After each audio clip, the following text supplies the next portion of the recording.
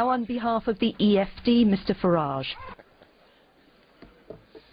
Well, good morning, Mr. Schulz. President Schulz, I know it's my job to congratulate you, but given that we knew this result 2.5 years ago, as a result of a stitch-up, there really doesn't seem to be much point. I mean, after all, nobody in Europe would ever, modern-day Europe, would ever have a big, powerful job that was decided by a full, open process. I'm sure Mr. Barroso would agree. I was musing this morning.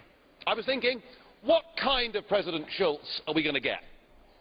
Are we going to get a dignified, calm, a figure that behaves like the Speaker of all great parliaments around the world, somebody who puts himself above politics and the nitty-gritty of the day-to-day arguments and is an ambassador, indeed a statesman?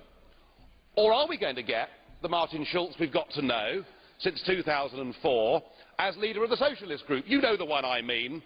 Snarling, angry, unable to control his temper, intolerant of anybody with an alternative point of view, somebody who is contemptuous when in free referendums people have the temerity to vote no, somebody who is anti-British to his fingertips and doesn't like free markets. I was wondering which one would we get. Well, your opening speech has settled that question for me, and it's pretty clear we're going to have 2.5 years of political fanaticism from the chair.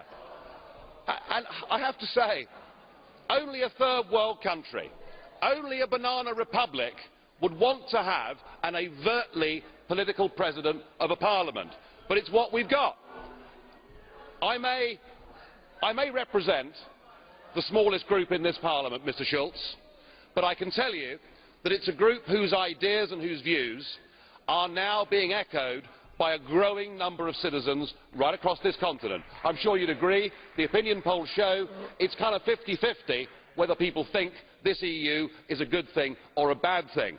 What we represent, sir, is not anti-Europeanism. That is not what it's about. We believe in nation-state democracy. We want a Europe of trade.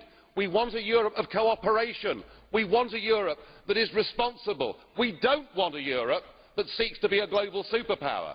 We don't want a Europe run by Mr. Barroso and the Commission and the so-called community method.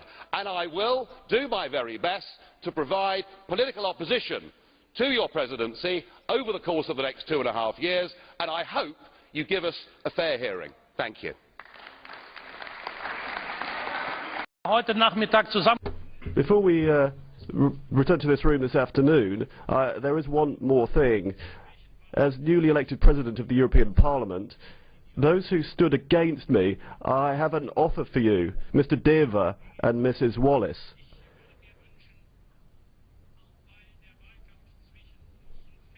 Because the campaign between us has been so fair and correct, I think that we should stay in very close contact.